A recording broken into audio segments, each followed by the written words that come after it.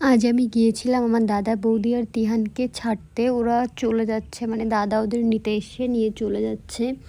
এই 2 মাস বৌদি আর তিহান বাড়িতে ছিল, মানে বাড়িটা অন্যরকমই লাগতো। এতদিন ছিল, একটা বাচ্চা বাড়িতে থাকলে সময় কী করে চলে যায় কেউ বুঝতেই পারে না। তো আমাদেরও সেরকমই। তিহানের সঙ্গে সারাদিন খেলতে খেলতে মানে চলে যেত সময় ঠিক। আর আজ চলে যাচ্ছে, জানি না কেমন করে থাকবো। এখনই অনেক মিস করছি।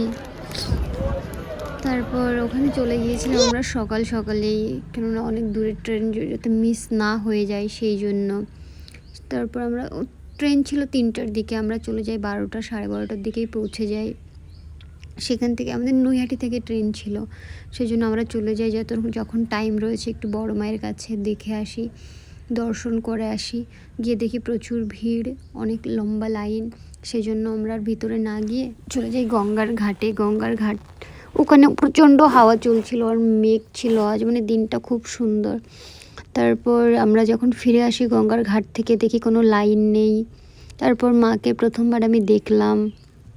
তারপর চলে এসেছিলো তিহানদের ট্রেন, এই ট্রেনে করে চলে গেছে আর কি। তারপর আমি চলে আসি বাড়িতে একা একা, ভালো লাগছিল না একটু আসার সময়ে, অনেক মিস করছিলাম।